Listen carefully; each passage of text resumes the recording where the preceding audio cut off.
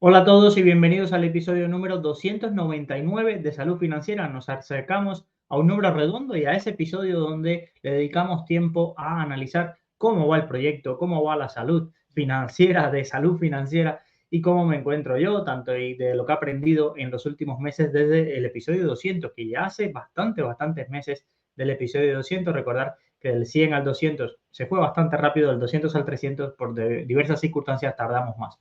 Pero hoy no hablaremos de eso. Hoy vamos a tener un caso de las finanzas de tu vecino, el número 70.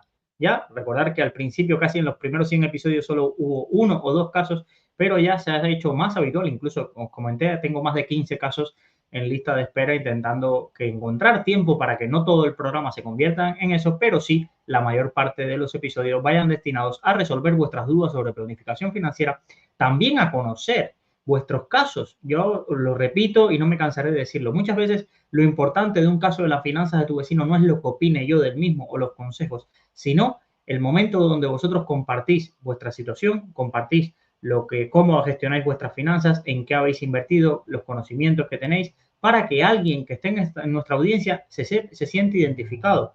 Y muchísimas son las personas que me dicen, me he sentido identificado con este caso de salud financiera. Yo también pasé por ahí, me ha hecho abrir los ojos y ahí está la importancia. No en todos los casos yo podré aportar algo o decir algo que diga, uy, mira ese error que este usuario no estaba teniendo en cuenta o mirar esto que es interesante. No, la mayoría de los casos lo verdaderamente importante está en lo que compartáis vosotros y es a los que quiero poner el foco. Vamos a comenzar con el programa de hoy, no sin antes recordaros que puedes enviar tu caso a preguntas.saludfinanciera@gmail.com, es totalmente gratuito, y al teléfono, más consultas más pequeñas, al 614-239-639, porque allí, a medida que el volumen de consultas va aumentando, es más difícil que pueda encontrar el caso de las finanzas de tu vecino en el email. Al final me voy organizando por carpetas y voy organizando por ahí el orden que me entran los casos y en una carpeta de finanzas de tu vecino pendientes y vamos viendo poco a poco. Os cuento el email que nos ha enviado nuestro vecino de hoy y en pantalla vais a tener la cartera del mismo. Dice así: muy buenas, Luis. Lo primero, agradecerte la labor de divulgación que haces. Tus publicaciones y podcasts son un aprendizaje constante. Vamos allá con mi situación. 27 años, casado, sin hijos, viviendo con mi mujer de alquiler por 800 euros mes, ambos con trabajo fijo y bien posicionados, con posibilidad de mucho ahorro mensual entre los dos, entre unos 2.500 y 3.000 euros mes. Hemos comprado un inmueble sobre plano por valor de 84.000 euros más IVA. Hasta la primavera de 2026, de aquí a un año, no nos lo entregan y será cuando contratemos la hipoteca. Para esa fecha, descontando lo que ya llevaríamos pagado por el inmueble, necesitaríamos una cantidad aproximada de 30.000 euros para terminar de pagar la entrada, el IVA, los gastos de la hipoteca, los muebles y electrodomésticos. Calculamos que en el peor de los casos, la cuota de nuestra hipoteca rondará entre los 300 y 350 euros mes. Los alquileres por la zona de pisos similares se encuentran entre 550 y 650 euros mes. Por tanto, buscamos que el piso se pague solo.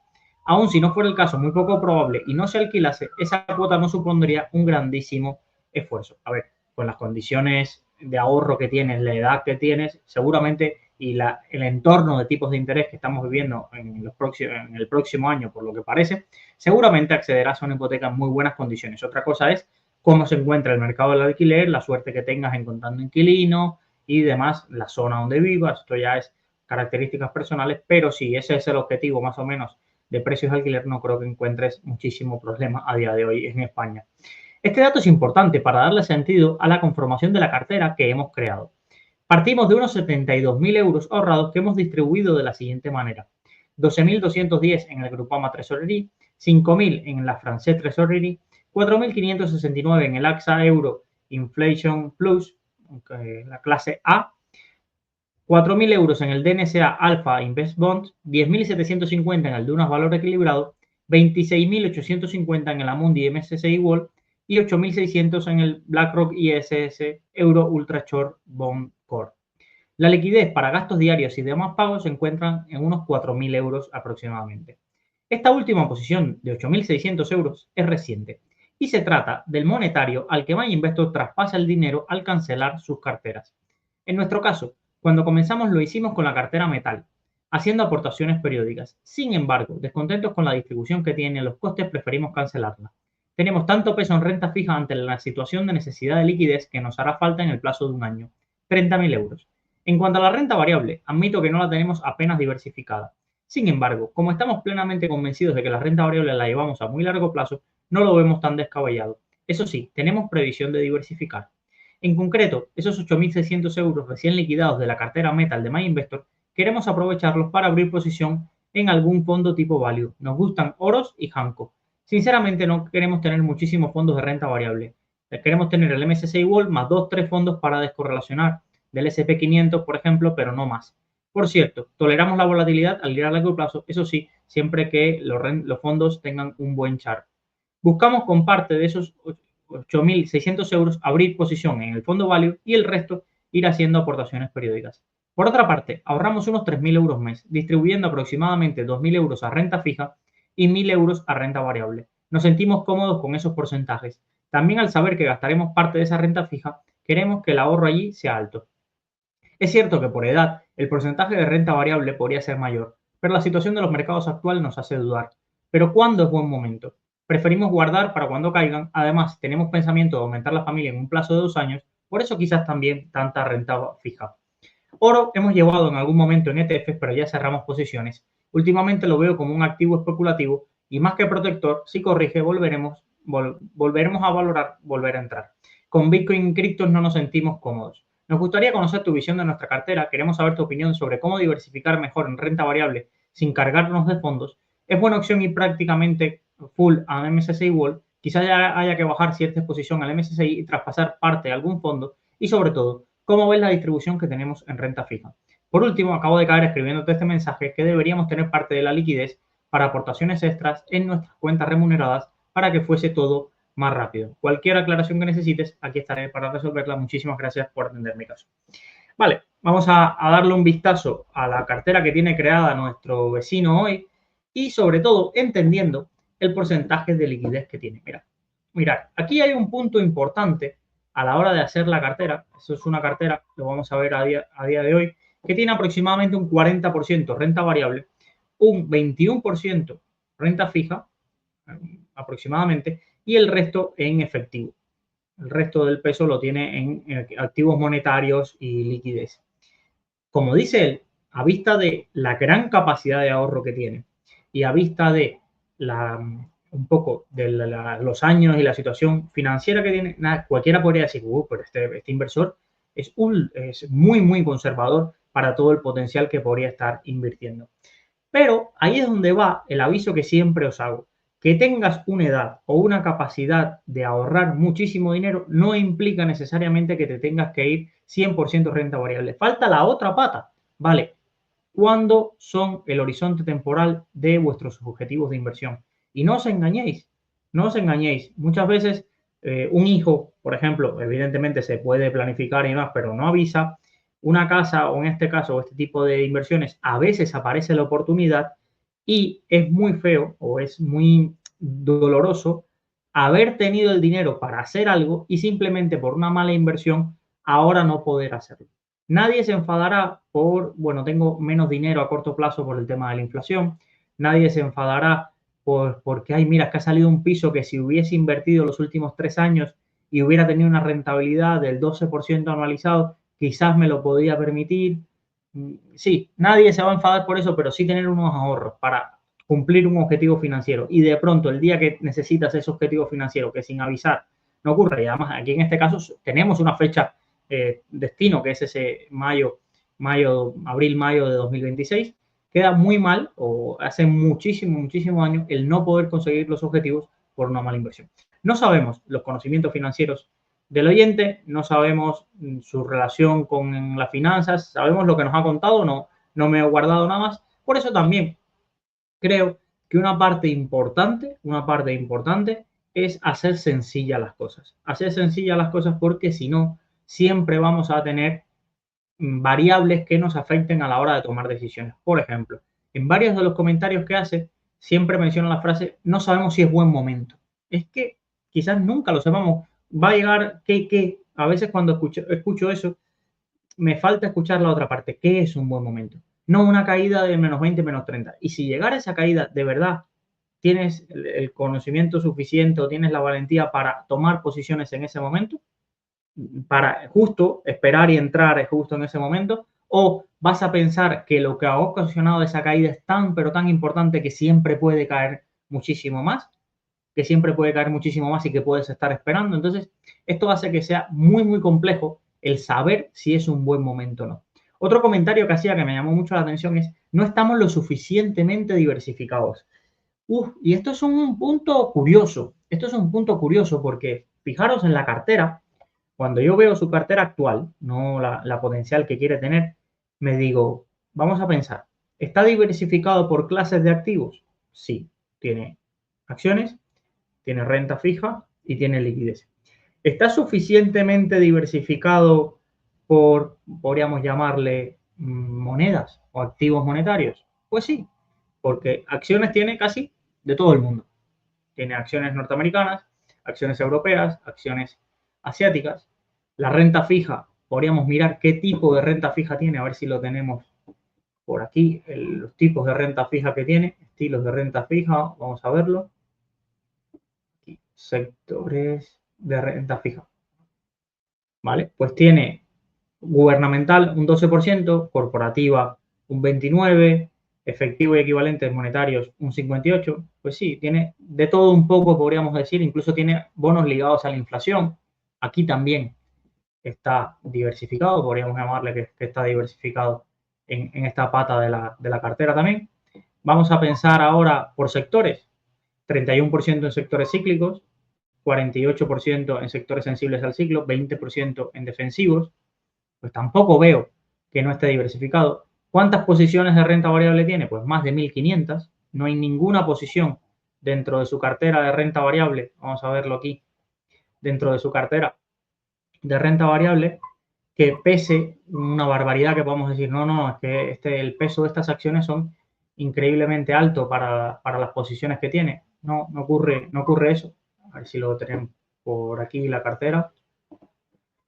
No ocurre esa pata, no hay un gran solapamiento, hay una buena descorrelación. Entonces, esa frase de no sé si estoy lo suficientemente diversificado, a veces lo que hay detrás es que quizás no tengo cosas que otros sí tienen, que otras cosas que otras carteras sí tienen, cosas que he visto que otros oyentes o otras personas que me envían su caso sí tienen. Por ejemplo, he oído hablar del value, por ejemplo, he oído hablar de estrategias de retorno absoluto, por ejemplo, he oído hablar de estrategias de small caps, he oído hablar de private equity, he oído hablar de renta variable sectorial, he oído hablar de renta variable de salud, que quizás ahora con lo que ha caído es un buen momento. Es esa sensación de, uy, me falta algo, me falta algo.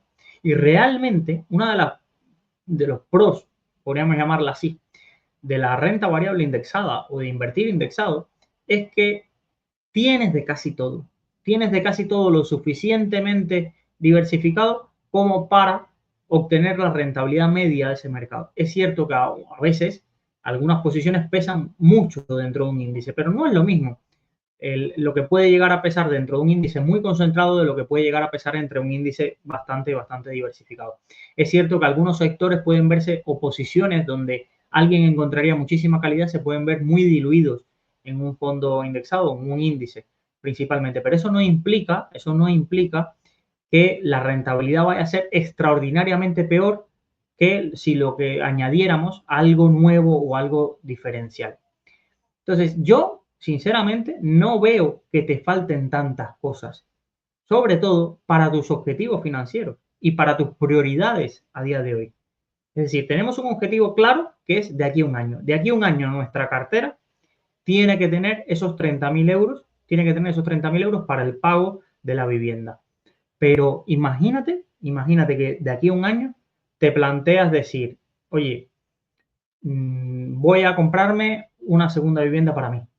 Voy a ponerme otro objetivo financiero. Voy a intentar, imaginar que te da por comprar un segundo piso. No sabemos nunca, y eso por eso hay que hacer ese análisis, no sabemos nunca exactamente cuánto dinero vamos a necesitar. Hoy te han dicho 84.000 masivas, pero quizás cuando te pongas realmente con la casa, te encuentres con otros gastos que no tenías planificado o otros gastos que reduzcan tu capacidad de ahorro. Entonces, lo más sensato, lo que te diría cualquiera es decir, oye, de aquí a un año, ¿cuánto dinero puedes ahorrar? Vamos a poner 2.000 euros mes. 2.000 euros mes son 24.000 euros. Pues tomando una parte del fondo monetario, por ejemplo, el Grupama, que tenías 12.200 euros, aportándole a partir de ahí unos 1.500 euros a ese fondo del ahorro anual, el resto podríamos derivarlo a ponerlo a invertir. Pero esto para mí no me parece sensato. No me parece sensato porque estamos trabajando como si el número fuera cerrado, como si el número fuera estanco y fuera exactamente esa cantidad. Pero imaginaros que si es 45. Entonces hemos cogido todo, lo hemos movido a renta variable justo en marzo del año que viene. Hay una gran caída y en vez de 45, 50 que tenías en el otro lado, pues tienes, vamos a llamarle 30. Entonces, no, para mí no tiene sentido arriesgar demasiado. Ya vas a tener tiempo, tienes 27 años, y lo que sí haría una estimación de una banda de gastos, es decir, mira, 30.000 es la banda mínima de gastos que voy a tener de aquí a un año cuando me entreguen la casa. Y la banda máxima, pongámosla que la tenemos en 50. Pongámosla que la tenemos en 50. Tú mismo has hecho la división de que aproximadamente 2.000 euros lo mandas a la renta fija. Pensemos que no van a ser 2.000 euros de media, porque se acercan las vacaciones, vas a querer dar un viaje, oye, es que estás ahorrando una cantidad muy alta, es cierto que tienes un objetivo y que a veces las personas cuando tenemos un objetivo muy claro sacrificamos el resto de cosas que nos puedan alejar del mismo para centrarnos y poner el foco en eso, pero vamos a pensar que esto no ocurre y que la capacidad de ahorro no es como si pusieras 1.000 y 1.000. Si pusieras 1.000, estaríamos teniendo una parte de renta fija aproximadamente, sumando todos los fondos monetarios o con casi cuasi monetarios, vamos a llamarle, con muy poca volatilidad, estaríamos hablando, si sumamos el Groupama Tresorería, la Française Tresorería y el AXA Euro Inflation Plus, que tiene también muy poquita duración, estaríamos hablando de alrededor de unos 21.000 euros. 21.000 euros agregándole 1.000 euros mes, ya estaríamos en la banda por abajo. Los otros dos productos suben un poco de escala porque son estrategias que tienen una pata importante en renta fija, sobre todo el DNSA Alpha Invest Bond, pero también incluye algo de renta variable, sobre todo en el de unos valores equilibrados. Aquí tenemos otros 15.000 euros. En esos 15.000 euros que tenemos ahí, pues podemos esperar que, bueno, que la rentabilidad de aquí a un año sea, si no pusiéramos ni un euro más, pues sería más o menos aproximadamente entre el 3 y el 4%. 3, 4, entre el 3 y el 5. Pongamos 15.000 euros al 5%, no nos va a cambiar excesivamente la vida. Serían aproximadamente, si no estoy haciendo el cálculo mal, 700 y algo euros. Al 3%, un poquito menos. Si no aportásemos nada ahí, no nos cambiaría demasiado la vida, pero sí nos cubriría la banda de fluctuación. Por eso sí veo sentido de ese 8.600 que tienes en la parte de BlackRock, poder añadir alguna otra estrategia. Si lo hubieras querido decidir tenerlo todo en el Amundi MSCI World, pues tampoco pasaría nada a largo plazo. ¿Por qué? Porque estás invirtiendo de forma diversificada y yo no te puedo asegurar hoy que añadiendo emergentes, que añadiendo small caps, que añadiendo factores o que añadiendo algún otro estilo de inversión, la rentabilidad de aquí a 15, 20 años vaya a ser superior. Otra cosa es que tú te quedases solo con un producto y tuvieras un objetivo de inversión a 10 o a 5 o a 15 años. A partir de ahí sí te diría, mira, como no lo sabemos si el MSCI World va a tener una rentabilidad muy destacada o no, mejor no jugárnosla solo una carta y diversificar un poco más para tener exposición a ver cuál va a ser los contrapesos. Es decir, hoy quizás los próximos 10 años son los 10 años de las small caps o quizás vuelven los años gloriosos de emergentes. Entonces, como no lo tienes cubierto con el MSCI World, podríamos añadirlo en el por sí. Pero aquí la realidad va a ser seguramente por tu enfoque y por cómo ha evolucionado la cartera, la realidad creo que va a ser más en, oye, voy a utilizar una parte importante para hacer esa aportación a la casa, pero me da la sensación de que productos que controlan la volatilidad de tu cartera van a ser siempre parte inherente a la misma. Es decir, no veo de tu cartera, por lo que he leído, o corrígeme si me equivoco, que fondos como el DNSA Invest Alpha Bond o como el de unos valores equilibrados, como cualquier producto, tanto multiactivos como de renta fija flexible o de retorno absoluto en ese tipo de categorías, buscando el control de la volatilidad, vayan a dejar de formar parte. A veces van a formar parte como quizás la parte más moderada o más conservadora de la cartera, esperando esos momentos donde la renta variable corrija y tú poder ir haciendo esas aportaciones, sabiendo que tienes esa tranquilidad de que son productos de quizás no vamos a tener el escenario ideal que hemos vivido los últimos 5 años, de que es que encima suben, es decir, nos controlan la volatilidad y encima nos aprecian el capital. Esto puede que no suceda. Esto puede que no suceda y por eso siempre os insisto, por ejemplo, en la gama Dunas, para que la veáis, y muchas otras gamas que utilizan estrategias de ponerse largo, ponerse corto, multiactivos de retorno absoluto, han tenido periodos donde han estado al menos planos o al menos intentando reduciendo la volatilidad. Entonces, ese tiene que ser el objetivo de ese tipo de productos en nuestra cartera.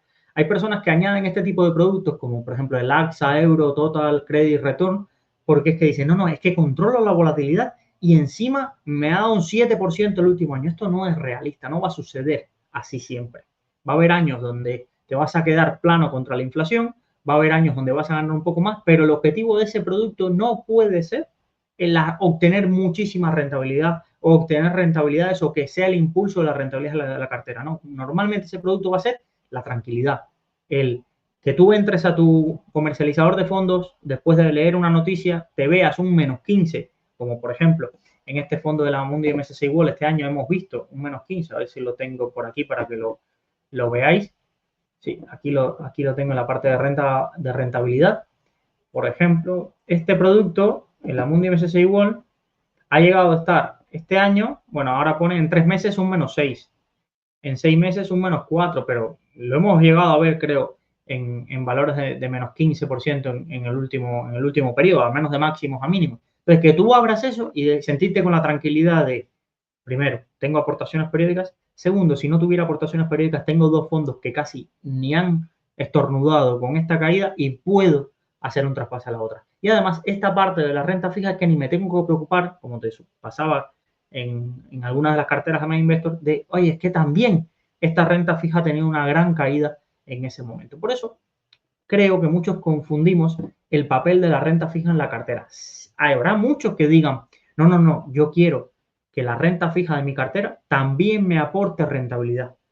Y por eso me voy a renta fija high yield, me voy a fondos muy agresivos de bonos tanto de crédito como de duraciones largas, porque yo lo que quiero es que la renta fija me proporcione una fuente de rentabilidad no ligada a la renta variable.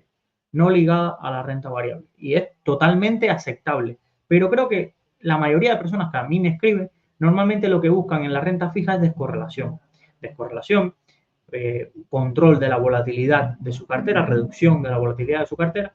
Y yo lo que me toca avisarles es que el mundo tan bueno que hemos vivido estos últimos 2-3 años, sobre todo a partir de la gran subida de tipos de 2022 y la posterior bajadas encadenadas que estamos teniendo tanto en Europa y quizás un poco menos en Estados Unidos, de ver poca volatilidad y además una rentabilidad positiva, no es un escenario que podríamos llamarle que va a ser más común o que es el esperable dentro de las carteras. Y por eso las carteras que han balanceado con fondos de renta fija de muy buena calidad, tanto corporativos y demás, como con renta variable han tenido rentabilidades que dices, es que mira la rentabilidad por volatilidad que estoy asumiendo ya, pero creo que no es realista el simular eso a muy, muy largo plazo.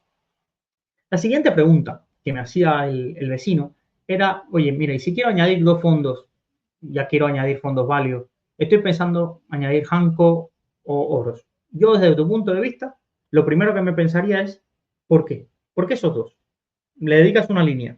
Imagino que detrás de esa línea hay que has escuchado webinars, que has escuchado podcasts, que conoces a los gestores, que te gusta la filosofía en que invierten, te gusta, has revisado las carteras en las que están invertidos y has revisado que no se solapan, que ya no lo tuvieses ya, que son interesantes invertir en ese tipo de compañías, porque esto también es una reflexión que os hago. A mí, podcasts y entrevistas me gustan muchísimo. Debates intelectuales me gustan muchísimo. Otra cosa es que me interese invertir en ellos. A veces escucho un podcast de alguien que está invirtiendo en microcaps canadienses y digo, qué interesante, pero no he hecho en falta yo tener microcaps canadienses, porque mi pregunta a veces es, ¿serán las microcaps canadienses a largo plazo más rentables que invertir a buenos precios en compañías de renta variable global diversificada? de gran capitalización o de una cartera de renta variable flexible, tanto por estilos y demás, ¿va a ser más rentable eso o no? Y entonces ahí es donde me vienen muchas dudas. Me vienen muchas dudas. Porque para que sea más rentable a mí me tienen que venir dos ideas a la mente. Primero, ¿qué tipo de gestor está intentando encontrar esas ineficiencias en ese mercado? ¿Tiene los conocimientos necesarios para seleccionar esas empresas tan pequeñas y detectar cuáles van a ser las que van a crecer? Segundo, ¿cuántas empresas de ese estilo hay para no tener que hacer una cartera muy concentrada de pocas ideas? Tercero, que me viene a la mente, ¿cuántas de esas acciones pueden no ser una mina que explote, no una mina de oro, sino una mina que explote y nos lastre muchísimo la rentabilidad? Porque es cierto que si yo me pongo en el panorama, por ejemplo, Wirecard estaba en el DAX 30, 40 ahora como se llame, y se fue a cero. Es una empresa que quebró. Ahora, ¿cuántas empresas dentro de las grandes empresas a nivel mundial han desaparecido de, vamos a pensar, del top 500 de las grandes empresas por capitalización? Desaparecen. Hay evolución, pero no son tantas porque son compañías normalmente que están muy consolidadas. Y mira, desapareció Enron. Nokia ha sido una mínima parte. Ericsson, todas estas han sido mínima parte, pero no dejan de ser pequeñas cosas dentro de ese largo camino. Ahora, ¿cuántas microcaps? Pensar en el mercado de alternativo bursátil español. ¿Cuántas microcaps de las que salieron a cotizar han valido la pena? ¿Cuántas siguen existiendo? ¿Cuántas no están en concurso de acreedores? Pero no solo en España, vámonos a otro mercado, al AIM de Londres. ¿Cuántas empresas de ese estilo han terminado convirtiendo en un horizonte temporal cercano al nuestro de entre 15 y 20 años en una de las principales 100 compañías del índice? ¿Cuántas de ese estilo han hecho? ¿Cuánta rentabilidad hubiéramos tenido si hubiéramos acertado de comprarlas en el primer momento? A veces, sinceramente, veo cosas de pantallazos y rentabilidades de 85% anualizado, 40% anualizado, y creo que las personas no son conscientes de la perfección que implica, vamos a llamarle perfección que implica en la selección de acciones para que uno tenga una rentabilidad de un 30 o un 40% anualizado. Es que es una locura obtener esas rentabilidades y son tan escasas que ni los mejores inversores, lo hemos probado, vemos la rentabilidad de los últimos 5 años de los mejores fondos de Europa a 5 años y los que más están en el 20 y pico, 23, 24, porque es súper difícil. ¿Cuántas acciones tienen rentabilidades superiores a eso? ¿Cuántas de esas tenías en cartera? ¿Cuántas tienes en cartera que han tenido una rentabilidad mediocre? ¿Cuántas tienes en cartera que han perdido dinero?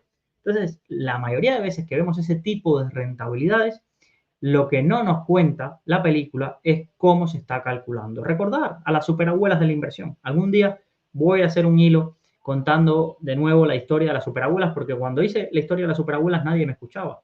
Y no es que se haya perdido en el olvido. Y muchas veces esas rentabilidades vienen porque se está añadiendo el dinero que hemos metido. No se está teniendo en cuenta las acciones que hemos metido o se está mirando pasado. Recordar cuando hice el X-Ray de una cartera que tenía el Fidelity Global Technology y que no estaban teniendo en cuenta el otro fondo, pues te quedaba una rentabilidad de la cartera espectacular, pero era porque solo estaba cogiendo la rentabilidad de un fondo, cuando la cartera no era de ese fondo. Entonces, ese tipo de rentabilidades, normalmente cuando la coge un auditor, cuando la coge alguien serio, te encuentra y le muestra los fallos. Si yo no digo que haya mala voluntad a la hora de mostrar esas rentabilidades, lo que hay es mucho desconocimiento. Lo que hay es mucho desconocimiento a la hora de calcular exactamente esas rentabilidades y por eso es que nadie coge y te la publica todo. Mira, estas han sido todo el histórico de mi broker de las compras, el informe anual. Sí, es muy sencillo, sí, es muy sencillo. Así cayeron las superabuelas. Cuando llegó un auditor les digo, a ver, chicas, pasarme los informes. Y se puso a mirar y les digo, no lo habéis hecho por mala voluntad, pero es que aquí estáis sumando doble. Estáis sumando vuestra rentabilidad, el dinero que estáis metiendo, sumándole los dividendos, no quitándolo de la cotización. Estáis haciendo aquí no sé cuántas trampas al solitario que evidentemente por eso salía que eran más rentables que el SP500. Y las descubrieron porque viendo la lista de acciones que invertían, no había ninguna combinación posible, ni aunque hubieran comprado en el mínimo y vendido en el máximo, no había ninguna combinación posible que diera una rentabilidad anualizada de ese estilo. Me he ido. ¿Por qué cayó? Porque no había en ningún escenario posible de esas estrategias obtener las rentabilidades que estaba obteniendo con las volatilidades que decía que estaba asumiendo y cualquiera no, la persona que se puso a investigarlo lo notó por eso, decir, mira, yo he hecho simulaciones con estos activos y es que me sale que es imposible, ni en los mejores escenarios de haber invertido en este producto y vas a tener esas rentabilidades. Entonces, yo no creo, volviendo a el punto inicial, que era donde partí esta reflexión y que me fui por, vamos, ni por los cerros de Úbeda ni por las ramas, yo empezaría a enfocarlo por ahí. ¿Por qué Oros? ¿Por qué Hanco? Son iguales y entonces a partir de ahí, pues lo que he hecho es simularlos. Decir, oye, voy a ponerlos los tres en una cartera, más o menos con el peso 70% MSCI World, 15% Hanco, 15% Oros. Siguiendo lo que nos ha dicho. Primero, ¿hay una alta correlación entre Oros y Hanco? No, realmente no. 0,75 aproximadamente. No excesivamente ni siquiera inferior de la que tienen con el MSCI World. ¿Hay solapamiento? Pues tampoco excesivo. Gestam, que están las dos, Hanco tiene un 0,51, en Oros un 2,94, esto es un informe más antiguo. iBanks, que tiene un 0,59 y un 4,55 en Oros. Imperial Brands, 3-4 posiciones, no os diría que el solapamiento llegara ni a un 3% de la cartera aproximadamente de ambas posiciones. Entonces, no es un problema, no es una alta correlación, no están invirtiendo exactamente en las mismas acciones. Vamos por sectores, quizás digamos no, pero quizás en sectores sí estamos teniendo un comportamiento similar o por regiones. Por regiones tampoco. Hanco tiene el 65% en Asia, el 20% en Europa y el 13% en Estados Unidos. Oros, un 71% en Europa, un 2% en Estados Unidos y América y un 15% en Asia. No hay aquí un gran, vamos a decir, superposición de acciones. Vamos a pensar, por ejemplo, en sectores entre los dos productos. Pues Hanco tiene un 38% en consumo cíclico frente a un 22% Oros.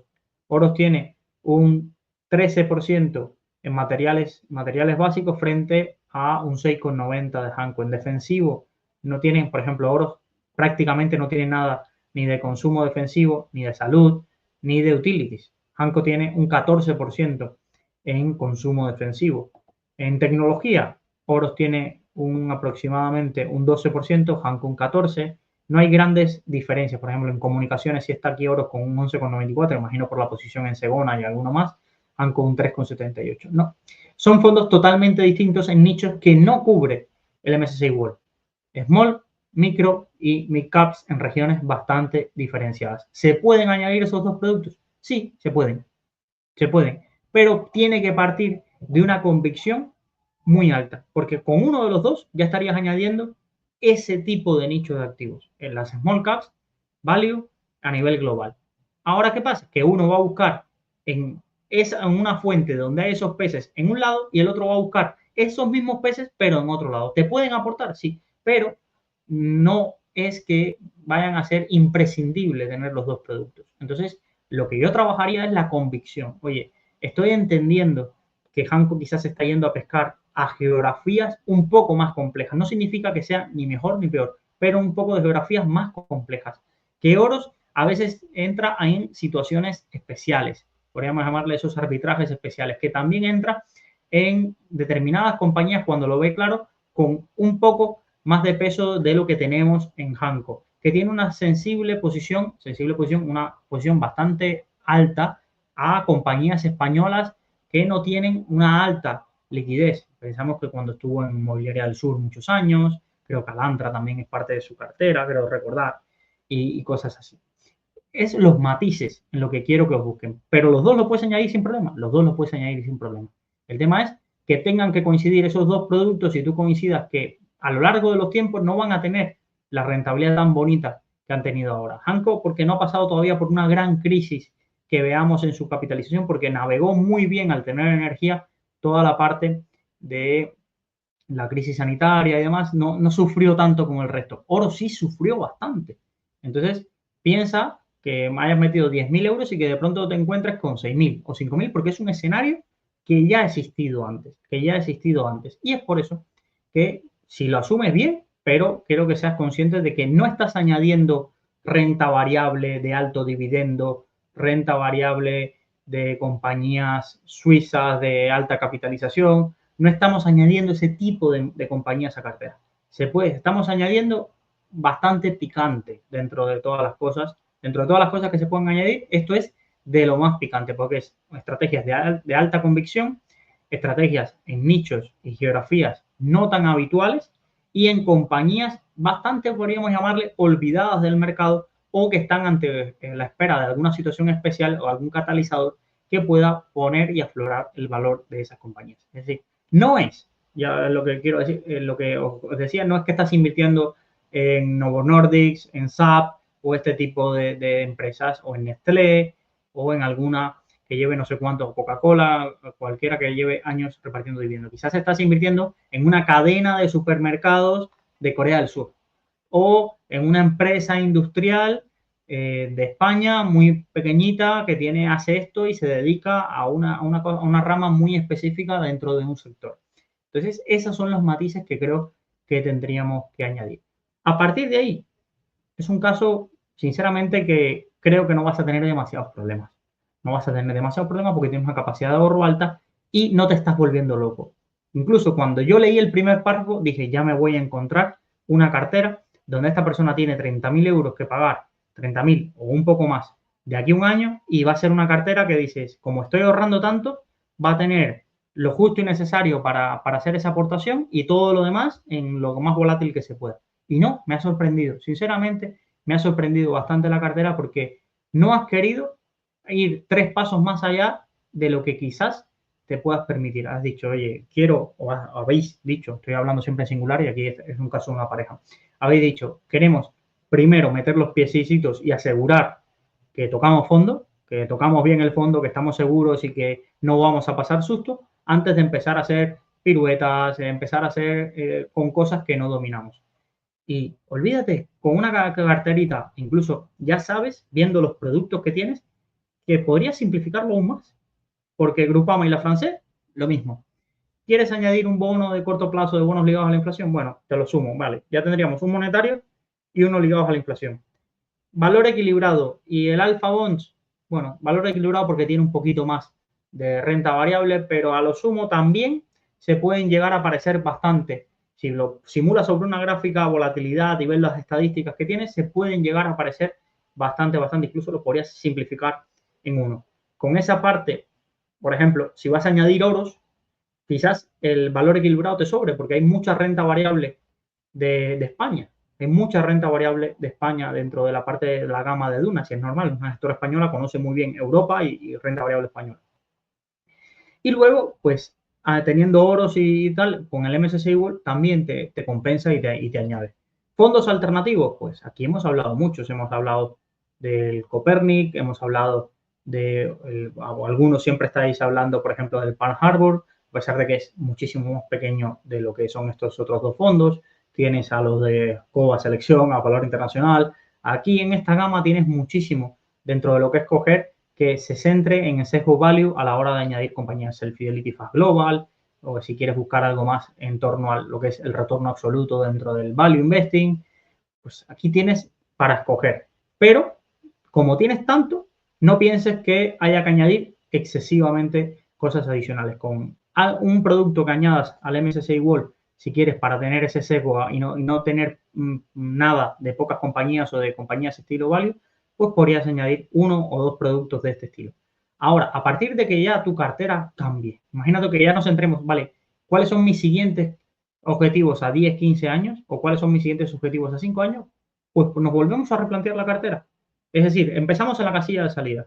Quizás ya esta parte de la renta variable global y la parte con renta value de small caps no tienes por qué tocarla, pero volveríamos a plantearnos qué hacemos con la otra parte de la cartera, cómo volvemos a distribuir los pesos. Y, bueno, encantado de que quizás de aquí a un año, ojalá estemos todos, ojalá tú hayas cumplido los objetivos y puedas venir, pues nos encontremos y decir, vale, mi situación ha cambiado, estos son mis nuevos objetivos, esta es mi nueva capacidad de ahorro y vamos a ver cuál sería la configuración exacta que necesitaríamos en ese momento. Muchísimas gracias por enviarme tu caso, espero que te haya gustado. Como siempre, a las personas que me envíen su caso les comparto los X-Ray que estamos analizando en este episodio y no están saliendo tantos casos de finanzas derivadas en la newsletter porque cuando esté de vacaciones en agosto los estaré dejando programados también para darme un aire y repensarlos cuando los suba y los tenga allí para ver un poco con la perspectiva del tiempo qué cosas habría mejorado o qué cosas quizás se me pasaron por alto al grabar estos episodios. Muchísimas gracias a todos y nos vemos en un próximo episodio, en el 300. No te lo pierdas si quieres saber más de mí. Puedes perdértelo perfectamente si te intereso nada o menos 3. Muchísimas gracias y nos vemos en el siguiente episodio.